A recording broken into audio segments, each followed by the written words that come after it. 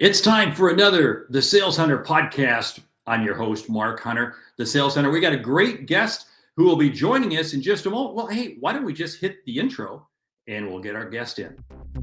You're listening to the Sales Hunter podcast with Mark Hunter, where the focus is to help you as a sales leader sell with confidence and integrity. And now here's your host. Hey, I'm back, and today on the show we have none other than Brynne Tillman. Let's get Brynne Tillman up there. There's Brynne. How are you, Brynne? I'm good, Mark. I'm so excited to be here. Well, hey, it's great because you are the absolute guru when it comes to LinkedIn, all things guru. And of course, we hype the title of Selling with LinkedIn. But That's you know right. how to do that. You know how to do that. So why don't you tell the audience a little bit about your background? Because I won't do it justice.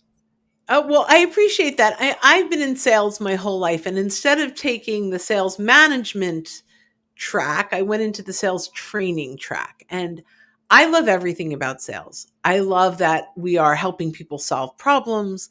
I love getting to know people, building rapport and relationships. What I didn't love, although I did a lot of in my early years, was cold calling. Because I recognized from my perspective that the referrals were my fastest way to pipeline. That when I could leverage my existing clients and my happy clients to meet new opportunities, not only was it a lot of fun, but I came in with a high level of credibility, and it was definitely a lot better use of my time when it came to sales. Here was the challenge, though.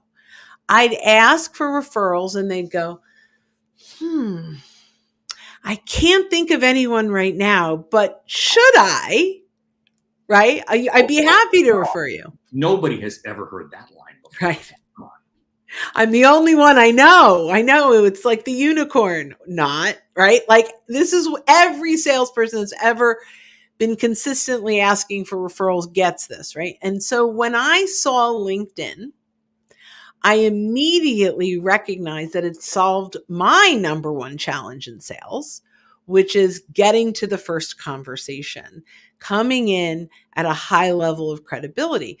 LinkedIn, and I'm sure we'll get to this, allows us to filter and search our connections so that we can identify who our clients know, who our vendor partners know, who our referral partners know, have conversations with them, and ultimately convert those conversations into introductions or permission to name drop, filling our pipeline quickly with people that are actually open to having conversations with us.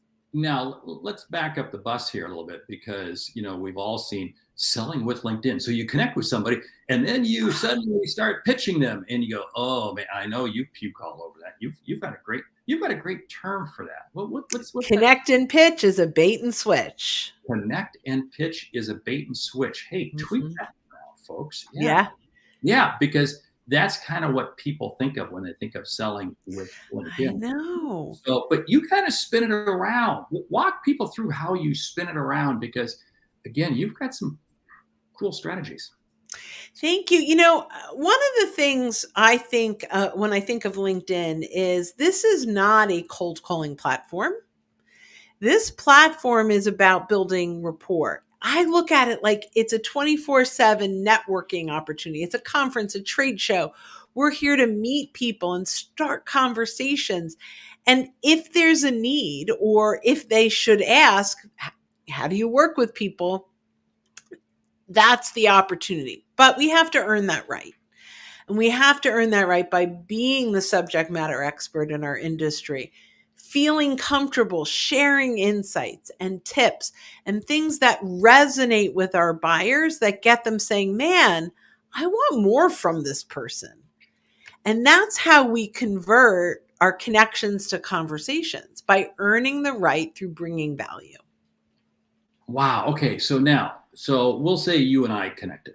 Okay. Mm-hmm. So, or you want to connect with me. What would be the steps you would go through to connect with me? Well, so the first thing I'd say is I'd look and I go, Mark Hunter, I'd love to connect with him. We have 17 shared connections.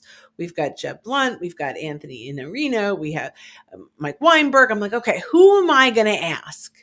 And I might go, you know what? I might reach out to each of these folks and ask them how well they know Mark. So this is the first thing I might do. Mm-hmm. So I reach out with a note to each of them. Hey, I'm looking to connect with Mark Hunter. I noticed that you're a connection. I'm wondering, how well do you know him? And I might stop there. Maybe there's 17 people I send that message to.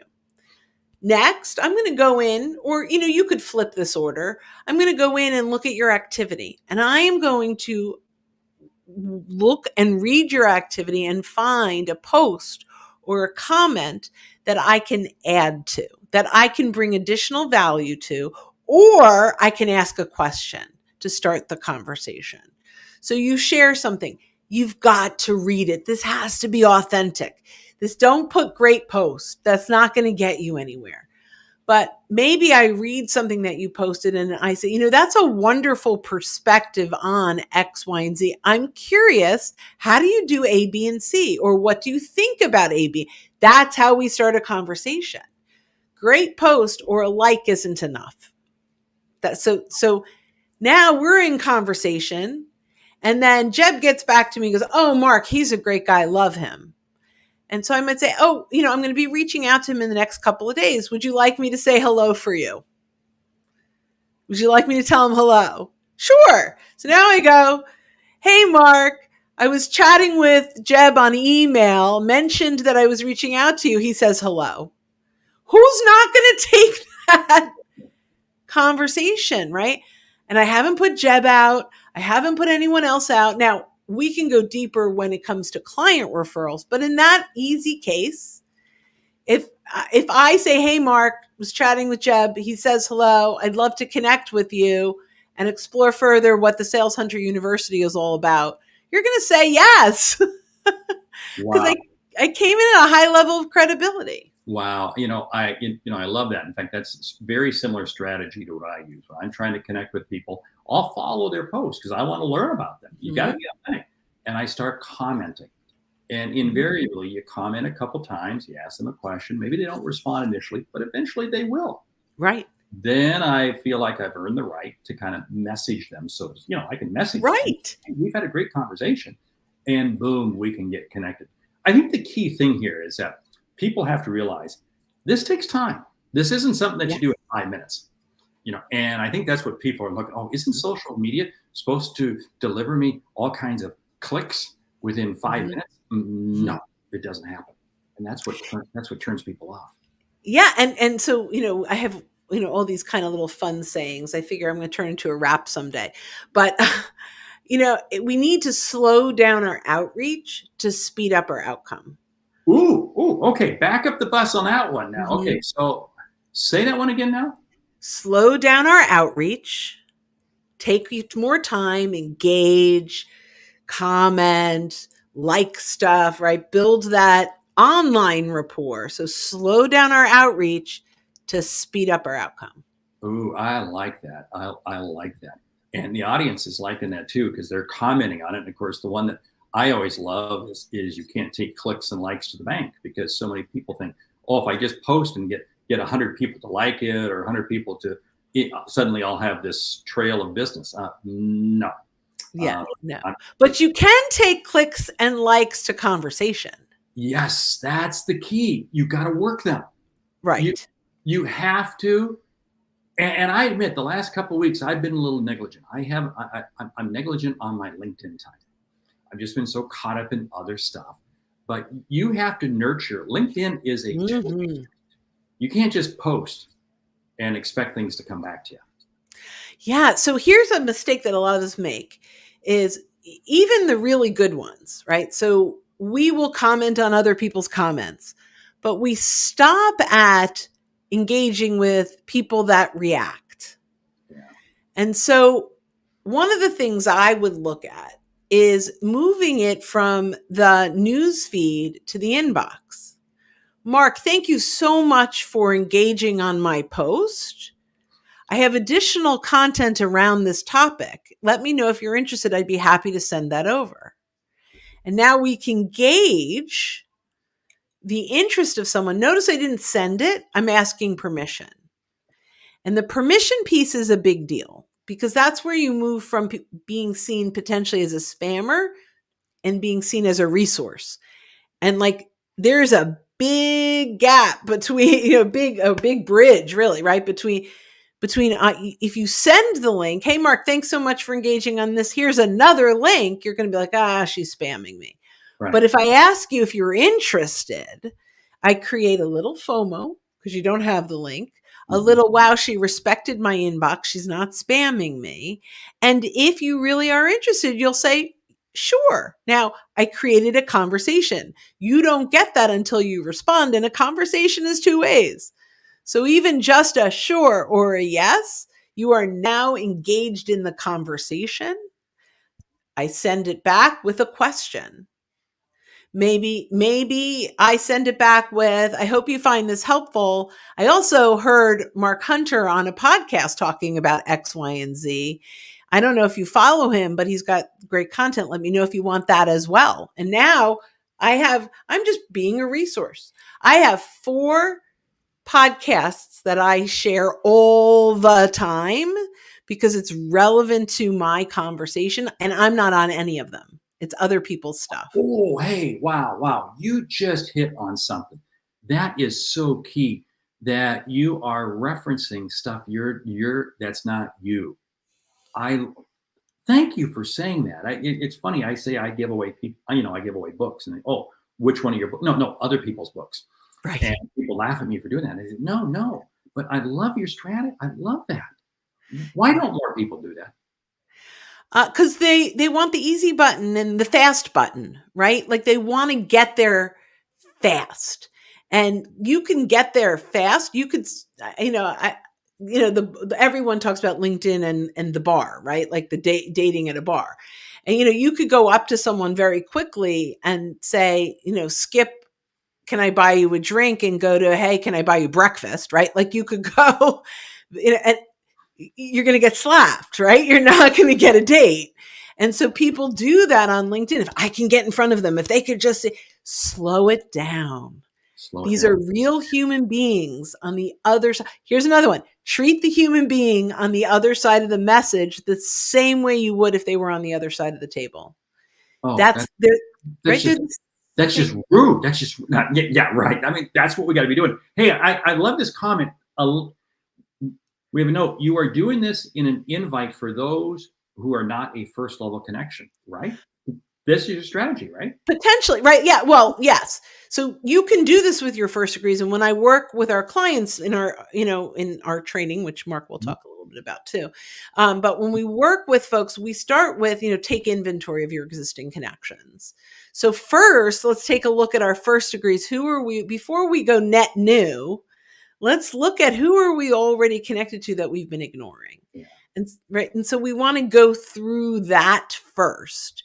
The second piece is going to your second degree connections, sending out connection requests, but recognize the connection request might be the 5th touch, right? Like I engage on their content a few times. I follow them.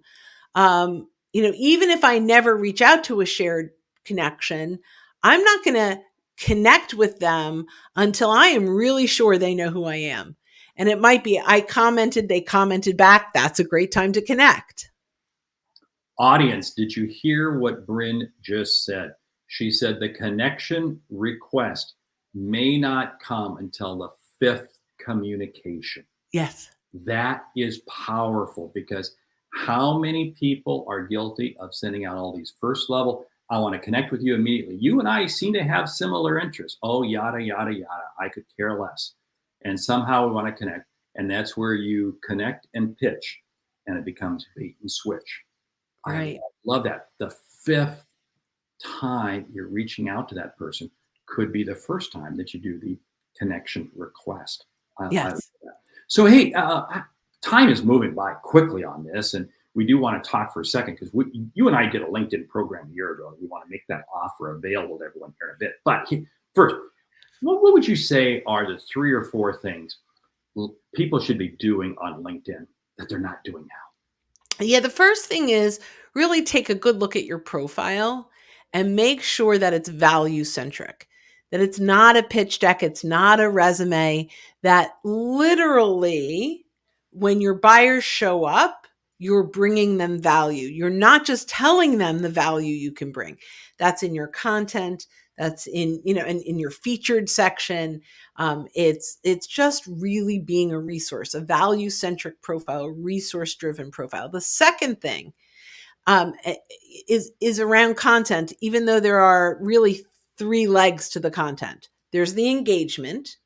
So make sure you're engaging. So if you are selling into salespeople and you want to get on the radar, you would engage with Mark and all of Mark's people because they're in sales, right? So start to engage with the right people, follow the right people that are attracting your buyers, and get into the conversation, right? So that's the first one. The second one is curating content. We talked about that, whether it's podcasts or webinars.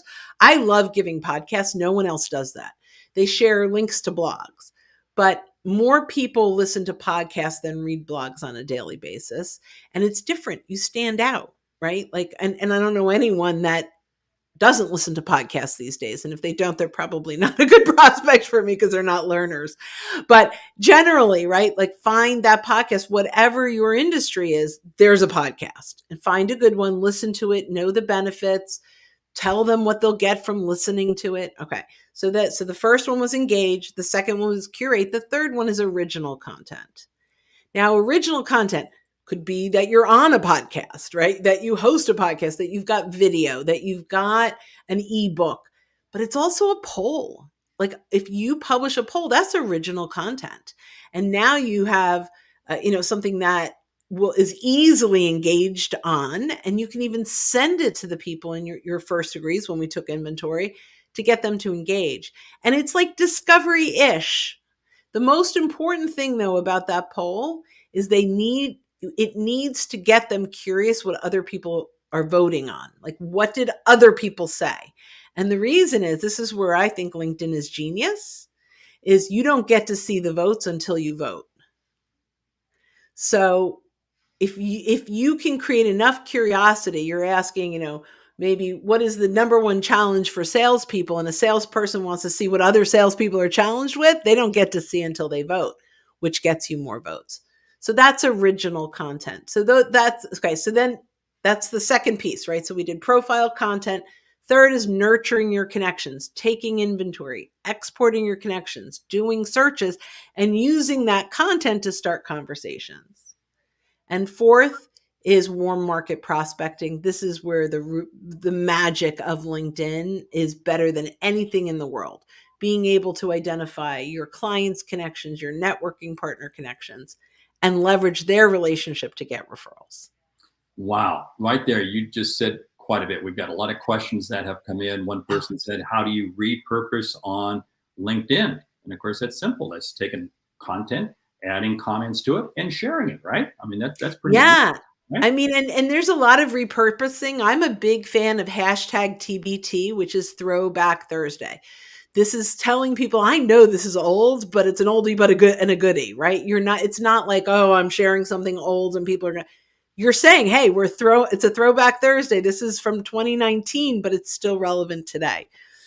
So for me, there's lots of ways to do this, but if you're concerned that it's too old, call the elephant out in the room, right? You say, I know it's old, but it's worth resharing. Yeah, so Throwback Thursday, not to be confused with hashtag Taco Tuesday, but we'll save that for a second. Well, yeah, Taco Tuesday is way more important, but do not repurpose your taco. Thank you. I wouldn't even want to go down that road. Hey, somebody else wrote, seems the algorithms isn't favorable to other links. And of course, LinkedIn wants to keep you in LinkedIn, right? Right. Yeah. Right. Yeah. I mean, so the polls obviously are native to LinkedIn. Video can be native to LinkedIn. I love LinkedIn Live. It's native, but you can go, longer than the 10 minutes of uploading video. But the bottom line, I believe, is that the algorithm will favor internal links, things that you upload versus links that go outside. That said, there was a study that was just done by Richard Vanderblom. He's if you want anything to know anything about algorithm, he's the guy to follow. And he said, if you edit the post right away, and so you post it and then edit and add the link, that does not affect your algorithm. Interesting.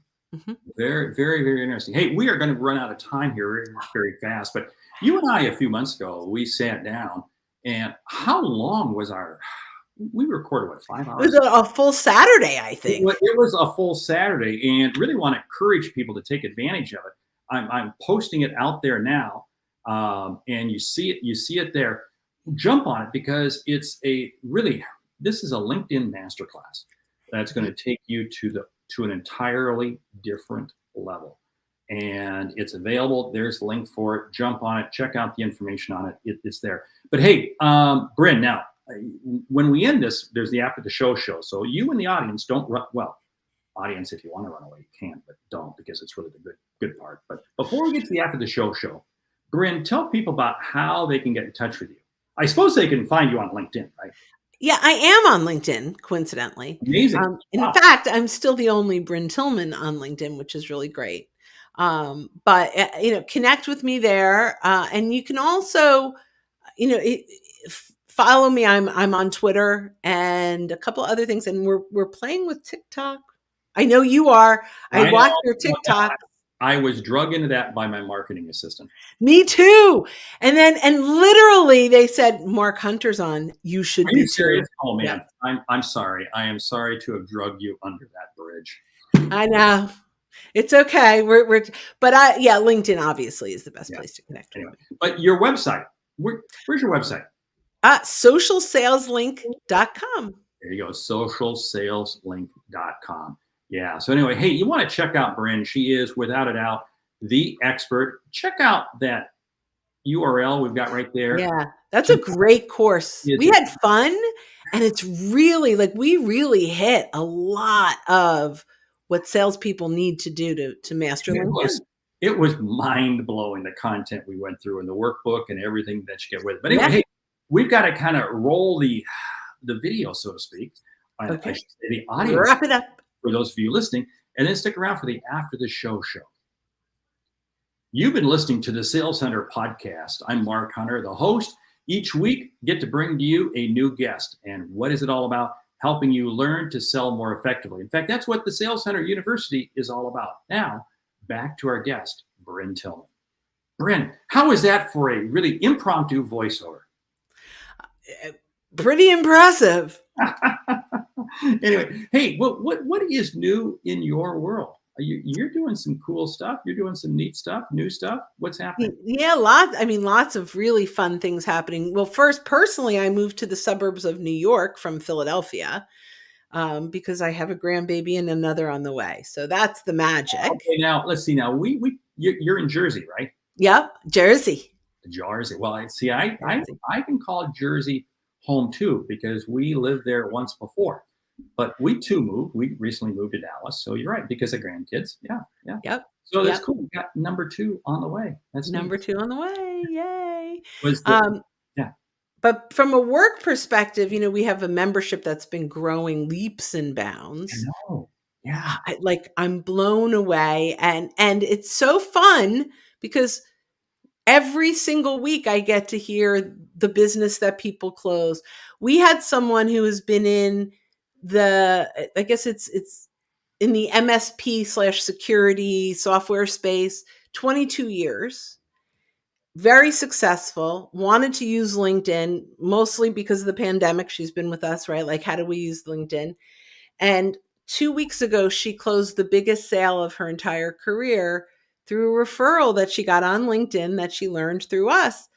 And it's little things like that just keep me going. And she's like, not only was it the biggest sale I ever had, it was the easiest one. Doesn't that excite you? Yes. It really is cool when your stuff works. Your stuff works. I've been using it for years. It works. But when you hear these stories from people, really, totally unconnected to you about how they've been able to benefit. That is just proof. That's cool. It's, it's like why I want to do this every day, because Cool. it really, really works. Anyway, hey, we do have to wrap up even the after the show. So anyway, Okay. what was that website again that you got? My website is socialsaleslink.com. Hey, Brynne, I'm trying to make it all about you. Come on. Thank you. But I'd rather them go to learn.thesaleshunter.com. Yeah, they can go there. They can go. You're right. /mastering-LinkedIn. Buy that course. But of course, we want people to get connected. Yes, thank you. Brynne Tillman. So, Brynne, thanks for being a great friend. Oh, I really appreciate you, Mark, very much. How much stuff? I'll see you at Outbound. Yes. One final question: How much stuff did you have to purge to make the move to Jersey? Oh, a lot. We had a friend of mine just went on Facebook,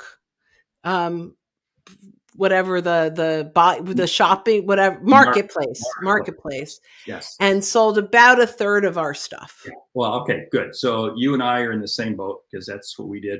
In fact, we've made the move and we're still selling probably another quarter of the 2/3 that we had left. So anyway, it never ends. Hey, I want to say thank you, Brynne, for being on the show. I'm Mark Hunter, the Sales Hunter. Stick around next week. Who knows who our guest will be, but we know. Ooh, mystery guest. Well, there's always a guest. Yes.